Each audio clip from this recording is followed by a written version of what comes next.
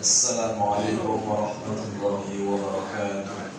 Waalaikumsalam warahmatullahi wabarakatuh. Alhamdulillahirabbil alamin wassalatu wassalamu ala asyrofil anbiya'i wal mursalin sayyidina Muhammadin wa ala alihi wa sahbihi ajma'in. Amma ba'd. Puji syukur kehadirat Allah Subhanahu wa taala. Alhamdulillah. Salawat salam kepada baginda Rasulullah kepada singkat. Allahumma salli wa sallim ala sayyidina Muhammad wa ala ali sayyidina Muhammad. Bapak Ibu, orang-orang tua kami seluruh jemaah Masjid Baitul Salihin yang kami hormati, serta Ustaz yang sama-sama kita muliakan. Alhamdulillah, kita lanjutkan kembali pengajian bekanan kita Ahad pagi ba'da subuh. Untuk mengambil berkah daripada pengajian ini, mari sama-sama kita mulai dengan membacakan al-basmalah. Bismillahirrahmanirrahim. Dan berikutnya kami serahkan kepada Ustaz. Kepada Ustaz yang bersilakan. Assalamualaikum warahmatullahi wabarakatuh.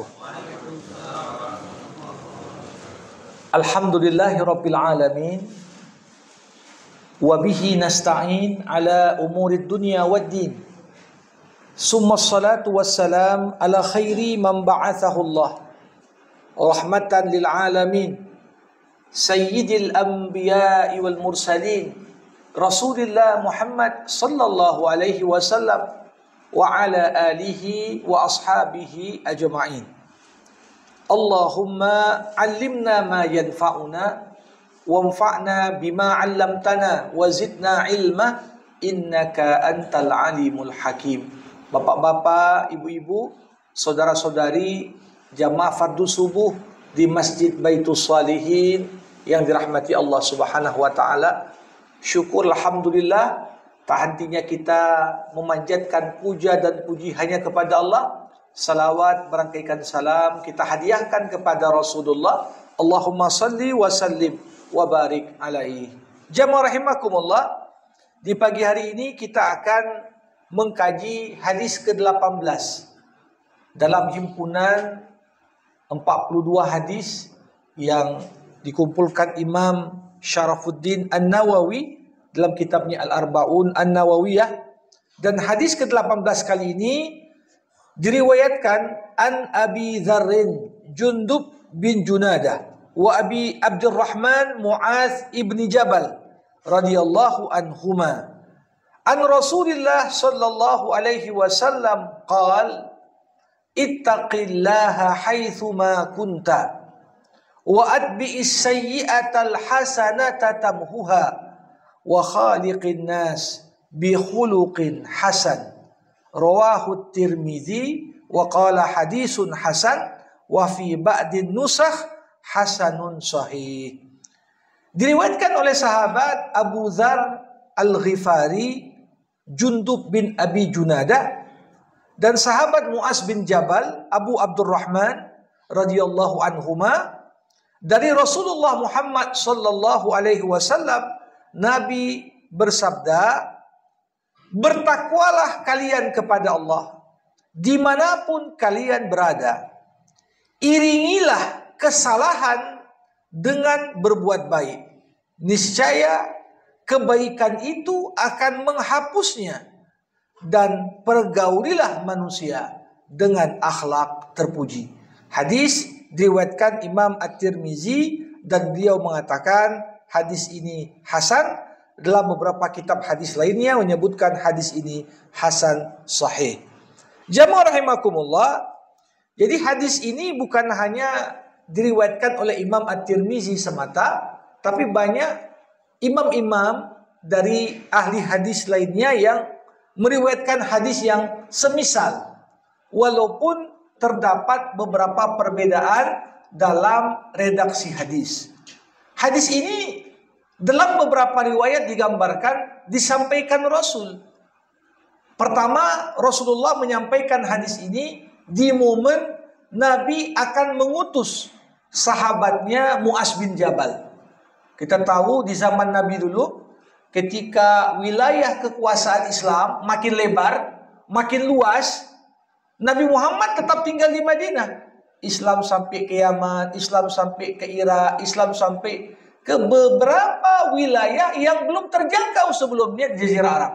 Maka cara Nabi untuk mendidik umatnya adalah dengan mengutus sahabat-sahabat yang dirasa ilmunya sudah cukup tinggi, ditempatkan sebagai qadi, sebagai hakim di sana.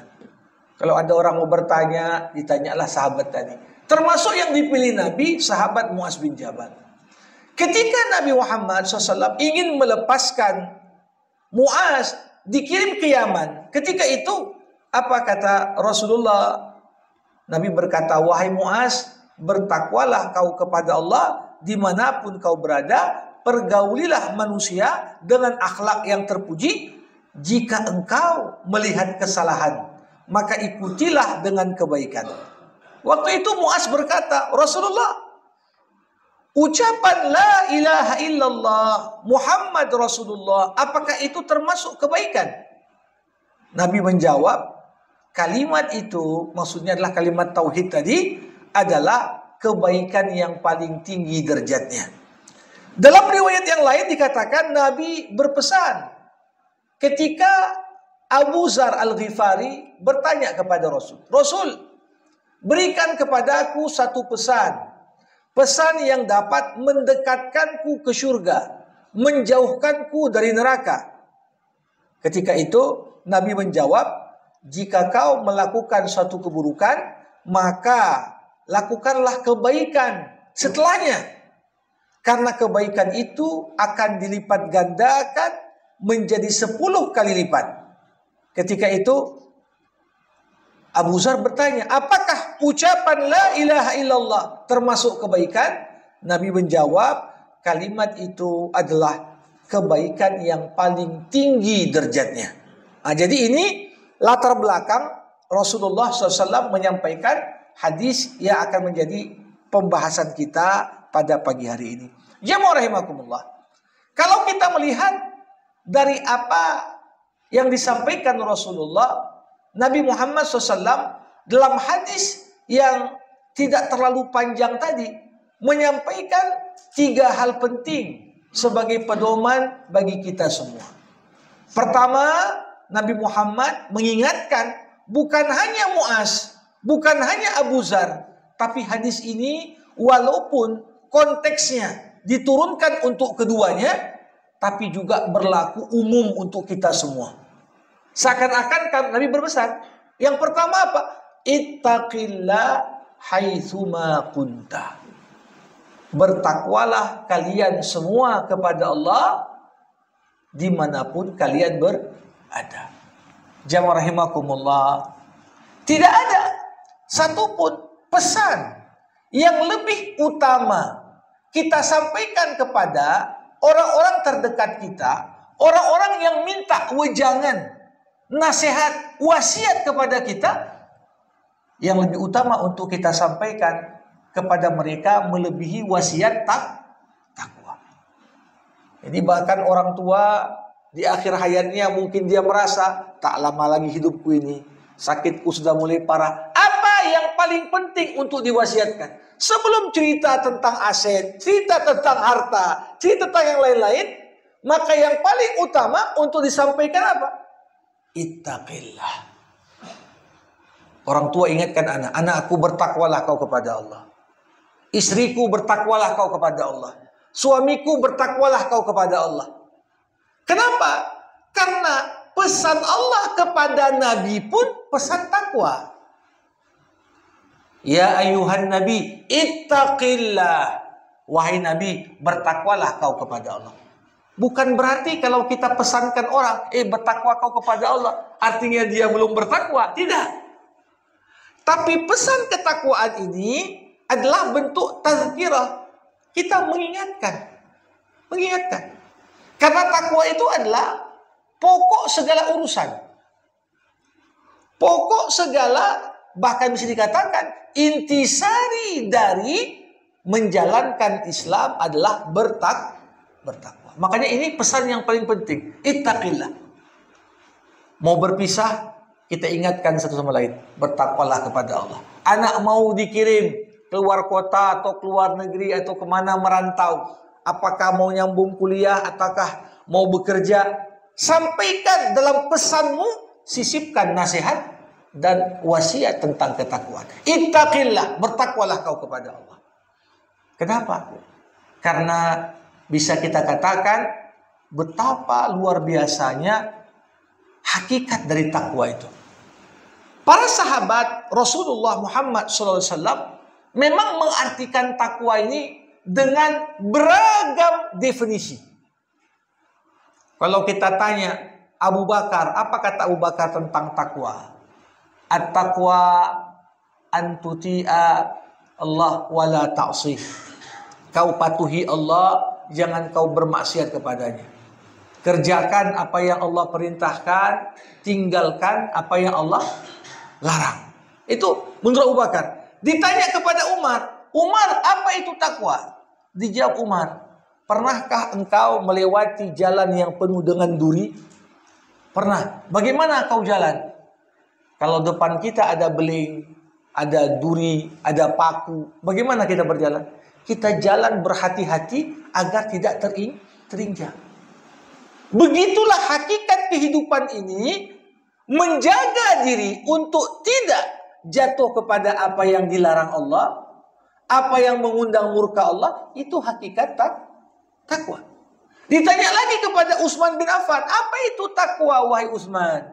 Utsman menjawab, antazkurallah wa la tansah, wa antashkura wa la takfuruh, wa an tuti'ahu wa la ta'sih. Hakikat takwa itu kau selalu ingat Allah, jangan pernah lupakan Dia. Kau selalu bersyukur kepada Allah, tidak kufur kepadanya, dan engkau selalu patuh kepada instruksi dan aturan Allah, dan janganlah engkau melanggarnya. Ketika ditanya lagi kepada Ali bin Abi Thalib, Ali, apa itu takwa? Ali menjawab lagi yang dengan pertanyaan berbeda.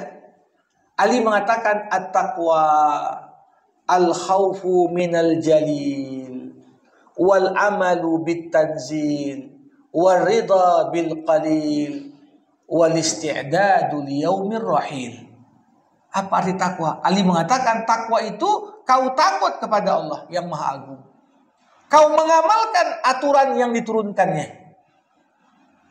Kau rela berapapun rezeki yang Allah berikan kepadamu, walaupun sedikit. Dan engkau selalu dalam kondisi bersiap-siap kembali untuk pulang kepada Tuhanmu. Itu makna takwa. Jadi ingat mati, qanaah, itu bagian dari takwa.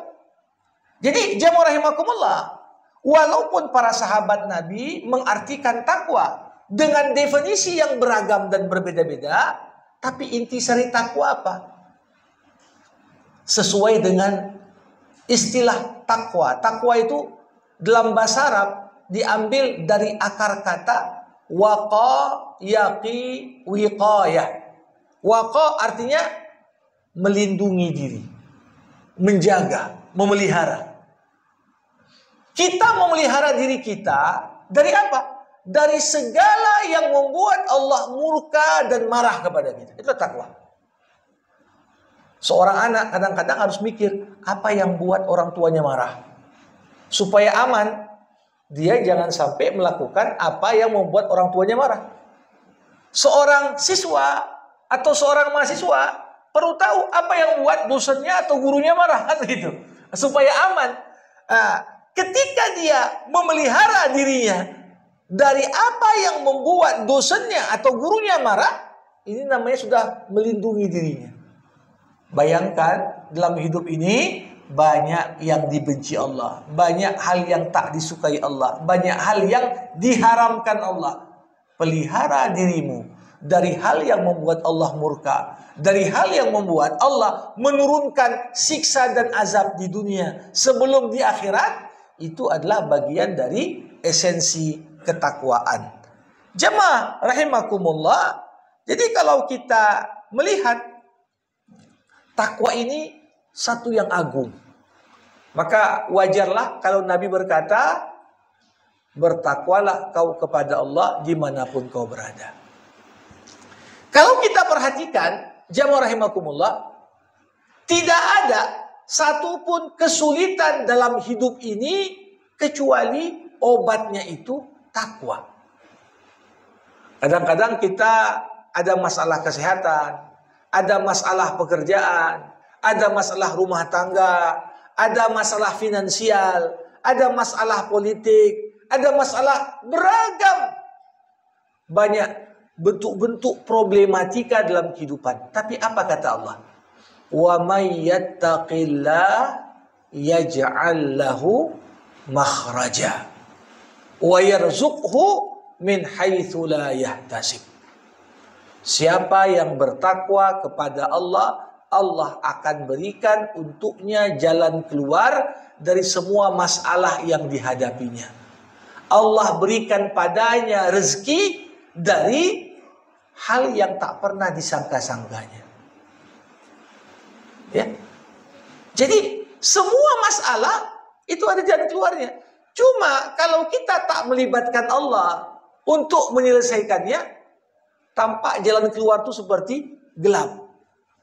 Gak tahu kita, ini masalahnya di mana, gimana solusinya, gimana problemnya. Kadang-kadang waktu habis, biaya pun tidak sedikit keluar, tapi kok gak dapat jalan keluar. Karena kita lupa untuk melibatkan Allah Subhanahu wa Ta'ala. Padahal dikatakan dalam surah At-Talaq tadi, wa may yattaqillah. Walaupun konteks ayat itu cerita tentang orang yang mentalak istrinya. Konteks ayat cerita tentang suami yang mentalak istri, kemudian berada dalam posisi yang sulit. Mungkin dia pikirkan anaknya macam mana. Kalau anak suami istri berpisah, istrinya juga mungkin berpikir. Nah, di situasi ya rumah tangga yang paling pelik dan paling bermasalah sekalipun, kalau suami bertakwa pada Allah, istri bertakwa pada Allah, yang akan carikan solusi hingga problematika itu selesai dan dapat diislahkan, itu adalah Allah Subhanahu wa Ta'ala. Tapi ayat ini berlaku untuk semua masalah. Kita sekarang ini seperti sudah masuk pada ya orang sebut macam lingkaran setan. Selesai problem ini muncul problem baru, selesaikan problem berikutnya masih ada problem menanti, nggak selesai problem. Yang kurang apa? Ikhtiar, usaha sudah dilakukan, tapi boleh jadi ketakwaan yang belum dijemput. Ya, maka dari itu pesan pertama, ittaqillah haitsuma kunta. Jamaah rahimakumullah. Ketakwaan kepada Allah ini bukan hanya sebenarnya berkaitan dengan bagaimana kita meninggalkan apa yang Allah larang, tapi bagian dari kesempurnaan ketakwaan kita, kita tinggalkan yang syubhat, kita tinggalkan hal-hal yang tak jelas. Makanya Imam Hasan Basri mengatakan di antara tanda ketakwaan, seseorang meninggalkan sesuatu yang dibolehkan karena takut yang dibolehkan itu mengantarkannya kepada yang tak boleh. Ini yang disebut dalam istilah kajian tasawuf sikap wara. Wara artinya apa? Meninggalkan sebahagian yang boleh karena takut. Gara-gara ngerjakan yang boleh itu terbawa hingga dia jatuh mengerjakan yang tidak boleh. Jadi kita bukan hanya meninggalkan yang haram saja, tapi hal yang makruh perlu tinggalkan. Hal-hal yang boleh tapi sifatnya sia-sia, nggak berguna, bahkan bisa mengantarkan kita kepada jatuh kepada yang haram, maka tinggalkan. Ini bagian dari makna bertakwa kepada Allah Subhanahu wa Ta'ala. Ittaqillah haitsuma kunta. Bertakwalah kau kepada Allah dimanapun engkau berada. Jamaah rahimakumullah. Jadi takwa itu bukan pepesan kosong. Memang takwa itu sesuatu yang kalau dilihat dari sisi hakikat dan maknanya orang kaitkan dengan keimanan.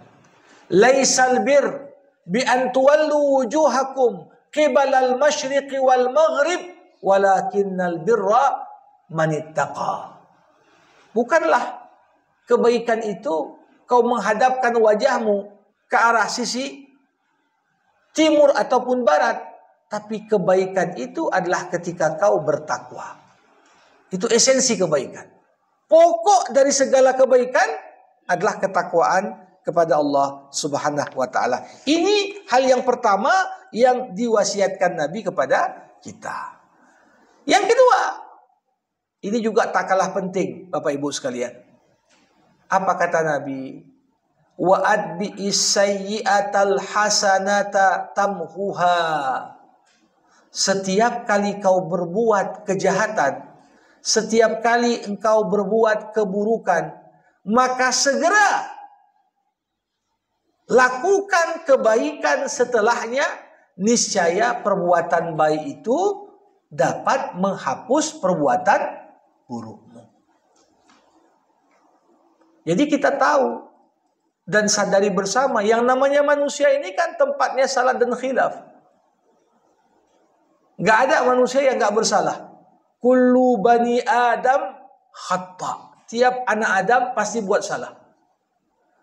Karenanya Allah gak katakan jangan buat salah. Tapi apa? Ikutilah setiap kali kau tergelincir berbuat salah, ikuti dengan berbuat baik. Makanya pengertian orang baik itu siapa? Orang baik bukanlah orang yang gak ada salahnya, Bapak Ibu. Tapi orang baik adalah orang yang timbangan kebaikannya lebih berat daripada timbangan keburukannya. Artinya apa? Orang yang baik pun kalau dicari-cari ya ada juga salahnya. Sebaliknya, orang yang buruk dan orang yang jahat itu siapa? Bukan orang yang gak pernah berbuat baik, tapi orang yang kejahatannya lebih berat daripada kebaikannya. Ini kadang-kadang kita ini ketika ingin menilai seseorang, kita menilainya nggak objektif. Begitu salah sekali, udahlah tak betul itu nggak usah. Padahal kalau mau dikaji semua orang ada salahnya. Ada salahnya. Tapi coba bandingkan dulu antara keburukan dan kebaikannya, mana lebih banyak? Mana lebih banyak? Kalau lebih banyak kebaikannya, disinilah rahasia. Kenapa setiap orang berbuat salah diperintahkan dalam agama segera berbuat baik. Dalam beberapa literatur disebutkan berbuat baik yang bagaimana yang dapat menghapus perbuatan buruk. Para ulama memberikan kriteria. Perbuatan baik yang dapat menghapus perbuatan buruk, pertama syaratnya, perbuatan baik itu segera dilakukan langsung setelah berbuat perbuatan buruk. Karena sebenarnya ketika kita berbuat yang salah, berbuat sesuatu yang buruk dan jahat, hati kita ini memberikan kode dan isyarat pada kita. Dalam bentuk apa? Penyesalan. Aduh, nyesal kali kenapa aku buat begini ya. Nah, penyesalan itu adalah panggilan suara hati meminta kita. Setelah kau berbuat sesuatu yang membuat hatimu tidak tenang, segera ikuti perbuatan buruk itu dengan perbuatan baik. Setelah buat salah, habis itu cepat-cepat dia sholat. Habis itu segera dia cepat-cepat istighfar. Habis itu segera dia bersedekah. Tahu dia yang kubuat ini salah. Nah, siapa yang berbuat amal kebaikan segera setelah dia berbuat amal keburukan, ini berpotensi dapat menghapus keburukan dan kesalahannya. Yang kedua, para ulama mengatakan amal baik hanya dapat menghapus dosa-dosa yang sifatnya kecil. Jadi kalau dosanya itu dosa kecil, begitu selesai kita berbuat salah, cepat-cepat kita berbuat baik, ini yang bisa terhapus. Tapi kalau kesalahannya itu dosa besar, korupsi misalnya 300 triliun. Nah, ya, bertobat pun dia istighfar pun dia nggak cukup. Istighfar pun dia tidak cukup. Kenapa? Karena dosa besar tidak memungkinkan untuk dapat dihapus semata-mata dengan kita mengikutinya dengan kebaikan. Dan syarat yang ketiga, jamaah rahimakumullah, dosa kecil itu adalah dosa yang kita lakukan terhadap Allah, bukan terhadap manusia. Jadi ikutilah perbuatan baik, perbuatan buruk dengan perbuatan baik, tamhuha, niscaya perbuatan baik itu menghapus perbuatan buruk. Syaratnya apa? Pertama, perbuatan baik langsung dikerjakan. Jangan nunggu-nunggu. Udahlah, nunggunya besok aja buat baiknya. Tidak. Siap buat jahat, langsung buat baik. Yang kedua, perbuatan baik itu dosa kecil, bukan dosa besar. Dan yang ketiga, perbuatan buruk itu dalam konteks hubungan kita sama Allah. Nah, gimana kalau sekiranya dosa itu dosa besar? Apa cukup dengan mengikutinya berbuat baik akan dihapus? Tidak.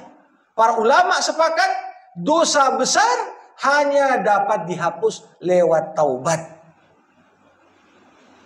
Yang bisa dihapus dengan amal-amal kebaikan setelahnya itu adalah dosa kecil dalam kaitan hubungan sama Allah. Kita beristighfar, kita bersedekah, kita melakukan amal-amal kebaikan, ini insya Allah akan menghapus dosa kecil itu. Tapi kalau dia berzina, dia minum minuman keras, dia kemudian bersaksi dengan dusta di pengadilan, nah ini dosa besar. Gak bisa sekedar udahlah sedekah atau istighfar, tidak. Harus kita kemudian bertaubat.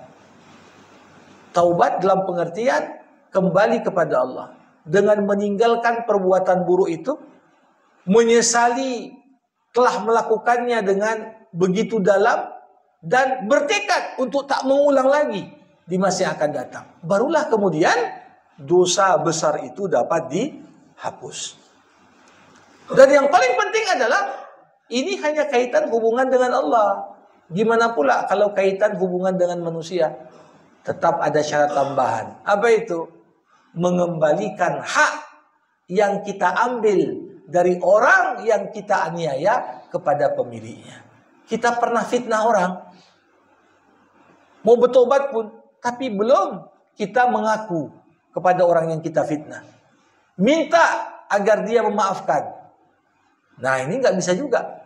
Karena kaitan hubungan dengan manusia. Kita korupsi uang negara. Kita curi uang masyarakat. Tak bisa. Harus kita balikkan kepada pemiliknya. Baru itu dapat menghapus atau menghilangkan keburukan dan kejahatan yang pernah kita lakukan sebelumnya. Jadi agama ini adalah agama yang tetap membuka pintu optimisme. Orang sudah berbuat jahat sekalipun tetap ada cara yang diatur oleh Allah agar kita bisa kembali kepadanya. Apakah lewat taubat, apakah lewat istighfar, apakah lewat beramal kebaikan yang dengan amal kebaikan itu kita dapat menghapus kesalahan-kesalahan yang pernah kita kerjakan sebelumnya. Nah, disinilah jamaah rahimakumullah, betapa kita mengucapkan la ilaha illallah sebagai seutama-utama zikir. La ilaha illallah, pengejawantahannya dalam perilaku dan sikap kita sehari-hari itu dianggap sebagai kebaikan yang paling tinggi. Kebaikan yang paling tinggi. Jadi kalau sekedar dosa-dosa kecil, konteks hubungan sama Allah, betapa penting kita membiasakan diri dengan berzikir. Ini bagian dari cara kita menghapus dosa-dosa yang telah kita lakukan, baik tanpa disengaja ataupun karena kita sengaja. Ya, selama itu masuk dalam kategori dosa kecil, kaitan hubungan dengan Allah, maka mungkin amal kebaikan termasuk zikir di dalamnya menghapus dosa-dosa yang dikerjakan sebelumnya. Para hadirin rahimakumullah, bagian ketiga dari pesan Rasulullah di hadis ini Apa kata Nabi? Wa khaliqin nas bi khuluqin hasanin. Pergaulilah manusia dengan akhlak yang terpuji. Jadi, kalau kita melihat intisari dari peradaban dibangun di atas akhlak yang agung, akhlak yang terpuji. Kapan orang dikatakan beradab? Kalau dia berakhlak. Jadi kalau sekiranya kita ingin menjadi umat yang berperadaban, umat yang beradab, seperti amanat sila kedua, kemanusiaan yang adil dan beradab. Di Pancasila pun mengisyaratkan tentang pentingnya adab di situ. Kita perlu untuk menjunjung tinggi akhlak mulia dalam pergaulan. Akhlak anak pada orang tua, akhlak suami dengan istri, akhlak orang tua pada anak, akhlak bertetangga, akhlak bermasyarakat, akhlak dalam berniaga, akhlak dalam berpolitik, akhlak dalam berorganisasi, semuanya ada. Akhlak dimulai dari urusan masuk WC sampai urusan masuk istana. Itu ada akhlaknya semua. Jadi khaliqin nas bi khuluqin hasan. Pergaulilah manusia dengan akhlak yang terpuji. Nah, akhlak yang terpuji inilah jamaah rahimakumullah yang membuat ikatan sosial antar masyarakat ini makin kuat. Kalau kita berdagang, berbisnis, apa yang membuat jaringan itu terjaga dengan baik? Konsumen percaya pada kita, kita pun bisa mendistribusikan barang dengan baik. Karena ada rasa trust, saling percaya. Kenapa? Dibangun di atas adab dan akhlak. Rasulullah SAW mencontohkan bagaimana beliau sebagai seorang pedagang sebelum menjadi nabi dan setelah menjadi nabi. Bagaimana Nabi menjunjung tinggi dan mencontohkan pentingnya adab dan akhlak dalam berniaga. Bahkan Rasulullah ketika jadi nabi, ketika jadi pimpinan perang, bahkan Nabi ketika mau perang pun ditunjukkannya adabnya. Di mana adab perang? Rasulullah berkata kepada para mujahid sebelum masuk medan perang, jangan kalian bunuh warga sipil. Jangan kalian sakiti orang-orang tua. Jangan bunuh binatang ternak. Jangan rusak tumbuhan. Ya? Tapi perangi orang yang memerangimu. Jelas itu. Kita lihat hampir rata perang dimanapun. Yang paling mencolok perang di Gaza. Ya. Siapa yang memerangi, siapa pula yang jadi korban. Ini tidak diperhatikan. Kadang-kadang perawat, dokter pun disekap di rumah sakit supaya tak bisa memberikan layanan. Dirusak ya infrastruktur dasar, air, listrik. Nah ini tidak ada adab, tidak ada akhlak. Nah Islam tak seperti itu. Bukan hanya akhlak dan adab terhadap orang dekat, kerabat, teman, bahkan ada adab terhadap musuh. Adab pun kepada musuh. Dijunjung tinggi akhlak yang mulia.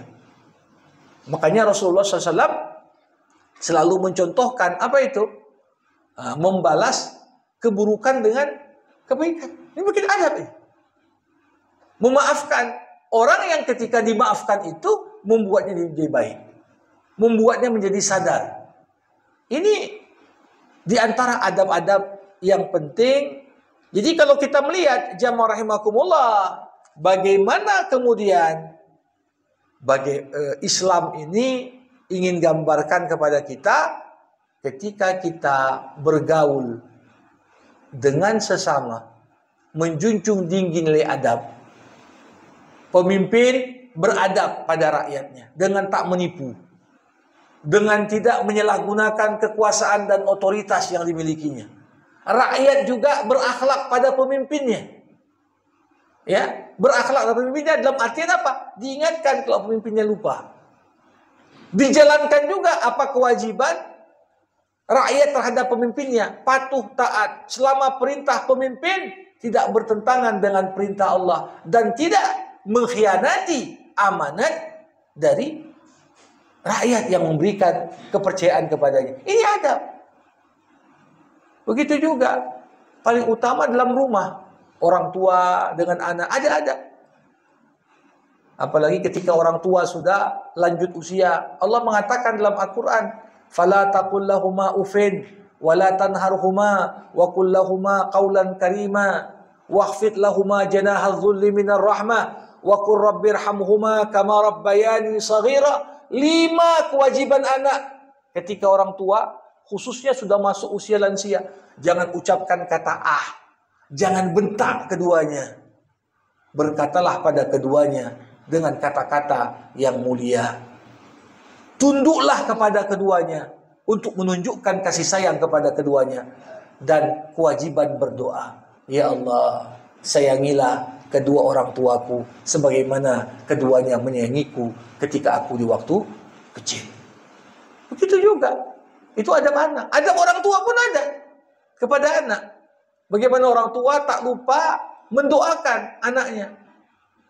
Rabbi habli minas solihin. Berikanlah aku anak-anak yang soleh. Rabbana hablana min azwajina wa dhurriyyatina qurrata a'yun waj'alna lil muttaqina imama. Orang tua berharap anak soleh, tapi orang tua tak pernah doakan. Meminta kesolehan untuk anak.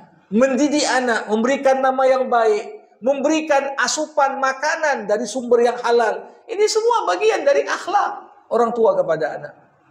Begitu juga suami dan istri. Ada akhlak. Wa ashiruhunna bil ma'ruf. Pergaulilah pasanganmu dengan cara yang baik. Kalau suami bentak istri, jangan salahkan. Istri akan bentak suami juga. Karena bagaimana akhlak pasangan kita, cerminan akhlak kita. Itu semua adalah potret akhlak. Jadi wa khaliqin nas bi khuluqin hasan. Pergaulilah manusia dengan akhlak yang terpuji. Nah, untuk itu jamaah rahimakumullah, maka dari itu 3 hal ini adalah pesan penting Nabi untuk kita. Takwa dalam kondisi apapun, sunang, susah, lapang, sempit, sehat, sakit, tetap harus bertakwa. Yang kedua, ikuti perbuatan buruk dengan perbuatan baik. Ya.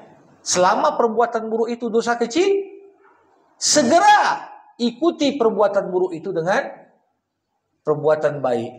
Niscaya Allah Maha berkenan untuk menghapus yang buruk itu.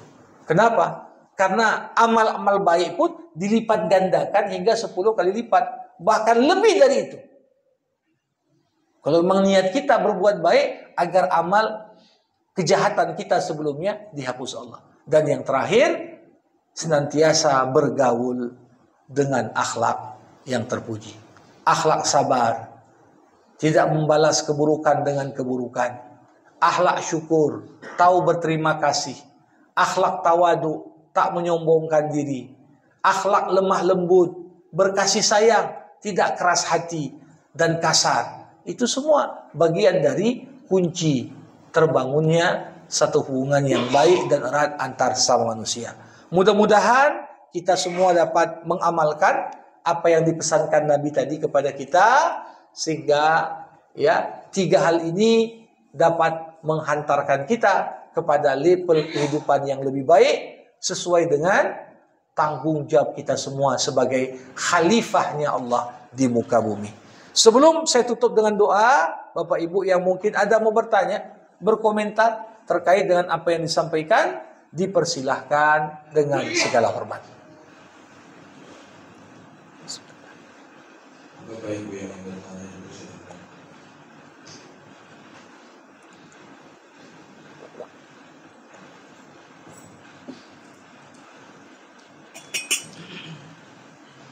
Baik, Bapak Ibu sekalian, silakan Prof. Waalaikumsalam warahmatullahi wabarakatuh.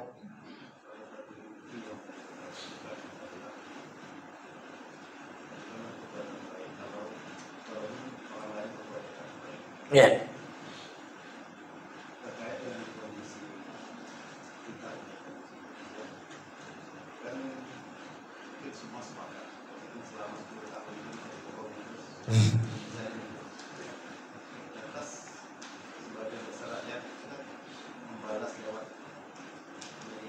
Hmm. Hmm. Hmm. Ya, baik. Apakah itu yang membuat kita ini begini terus sehingga Ya. tidak ada perbaikan? Baik. Bapak Ibu sekalian, dalam konteks orang berbuat buruk kepada kita, ini tentunya agama mengajarkan kepada kita beberapa hal sesuai dengan kondisi. Pertama, sebaik-baiknya orang yang pernah menjahati kita, kita itu maafkan dia. Begitu. Tetapi Al-Quran mengisyaratkan kapan memaafkan orang yang pernah berbuat buruk kepada kita. Kita layak memaafkan dia sekiranya orang yang berbuat buruk itu, jika kita maafkan, kondisinya lebih baik. Dalam pengertian apa? Udah nampak dia ini tanda-tanda nyesal, tanda-tanda menyesali perbuatannya, ingin memperbaiki apa yang sebelumnya dirusak. Kalau nampak tanda-tanda seperti itu, Allah justru mengatakan, ya, wa in ta'fu wa tuslihu. Kalau kau maafkan, kau perbaiki. Artinya apa? Memaafkan yang terbaik adalah memaafkan orang yang ketika kita maafkan dia, kita tahu dia itu memang mau memperbaiki diri. Tapi dalam kondisi yang lain, ini ada orang mungkin sebelum habis jabatan pun udah berapa kali bilang, minta maaf, minta maaf. Tapi problemnya orang nengok, walaupun minta maaf, seperti tidak tampak sama sekali tanda-tanda menyesali. Kenapa? Udah nggak menjabat pun masih juga dia bermain. Ini menunjukkan minta maafnya itu cuma pura-pura saja. Kan begitu. Nah, jadi ini yang apakah kemudian reaksi orang ketika melihat udah minta maaf kok nggak dimaafin, malah kan dicaci, malah dimaki. Nah, ini sesuatu apa yang kau tanamkan gitu juga, itu yang kau dapatkan. Nah, jadi problemnya bukan orang tak memaafkan, tapi kadang-kadang apakah maafnya kita itu membuat orang yang dimaafkan memperbaiki diri, atau justru setelah dapat tiket kemaafan dia makin jahat lagi gitu. Nah, ini yang jadi problem. Nah, tentunya terlepas kalau kita lihat semua manusia diukur berdasarkan baik dan buruknya. Seperti saya katakan, Allah aja mengatakan faman thaqulat mawazinuhu fahuwa fi 'ishatir radiyah. Siapapun dia, pasti ada kebaikan yang dibuatnya, ada juga kejahatan yang dibuatnya. Sekarang kembali kita tengok antara timbangan kebaikan dan keburukannya, misalnya 10 tahun. Ada baiknya? Ya, nggak mungkin kita katakan tak ada baiknya. Tapi ada buruknya, ada. Mana lebih banyak? Orang pasti akan mengukur dari sisi yang demikian. Nah, jadi problemnya apa? Kalau orang terlalu benci, nggak nampak baiknya. Yang dia tengok buruknya semua. Kalau orang terlalu cinta, nggak nampak buruknya. Yang diangkat yang baik-baiknya saja. Nah, disinilah pentingnya kita bersikap objektif tadi. Nah, kaitan dengan sikap orang memaki, mencaci, ini satu sisi mungkin bisa kita kaitkan kembali kepada sosok yang menjadi objek tadi. Belum menunjukkan nampak iktikad dan niat untuk memperbaiki. Nah, sehingga kadang-kadang kemaafan itu belum muncul. Ya, orang yang namanya apalagi bangsa Indonesia ini bangsa yang bisa dikatakan pemaaf kali ini. Pemaaf kali. Asal apa? Yang bersalah itu nunjukkan tanda-tanda betul-betulnya nyesal. Orang kan kemudian terbawa secara emosional, udah nyesal jadi udah kita nggak usah apa lagi. Tapi kalau sekiranya ya nggak nampak tanda-tanda itu, nah ini yang menjadi problem. Karena orang akan menganggap kita maafkan pun masih juga begitu dia. dan lain sebagainya. Jadi ini saya kira penting untuk kita sama-samalah. Pemerintahan baru PR-nya juga warisan dari pekerjaan yang belum selesai di masa lalu juga banyak. Kalau juga berbagai potensi yang kita miliki juga tidak kita kerahkan untuk memang untuk perbaikan bersama, ini akan sangat sulit. Melihat ya 2025 disambut dengan PPN naik ya dan lain sebagainya. Ini saya kira itu yang saya tanggapi. Sebagai sebuah umat dan bangsa, memaafkan penting, tapi tentunya memaafkan dalam konteks yang memang kalau kita maafkan, dia makin menjadi orang baik. Bukan ketika kita maafkan, makin menjadi dia. Kalau dimaafkan makin menjadi, justru memaafkan itu menyesatkan dia, menyengsarakan dia. Karena membuat orang yang bersangkutan tidak sadar akan kesalahan yang pernah dilakukannya. Demikian. Terima kasih. Baik Bapak Ibu, rahimakumullah, kita padakan dan cukupkan untuk jumpa kita hari ini. Sama kita tutup dengan doa. Alhamdulillahirabbil alamin. Hamdan yuwafi ni'amah wa yukafi'u mazidah. Ya Rabbana lakal hamdu kama yanbaghi li jalali wajhikal karim wa li azimi sultanik. Allahumma salli ala Sayyidina Muhammad wa ashghilidh dhalimin bidh dhalimin wa akhrijna min bainihim salimin. Allahumma 'allimna ma yanfa'una wanfa'na bima 'allamtana wa zidna 'ilma innaka antal alimul hakim.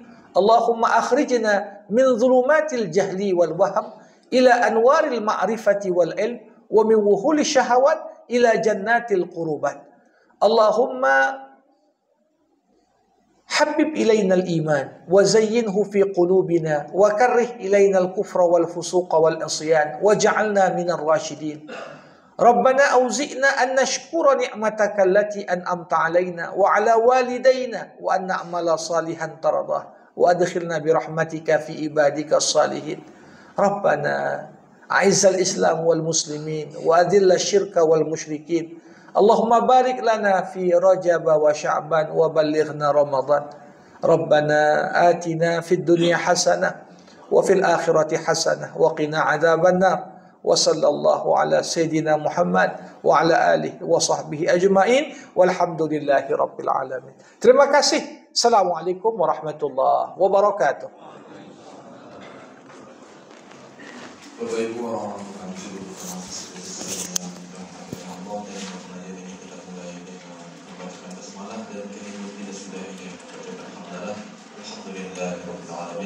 Assalamualaikum warahmatullahi wabarakatuh.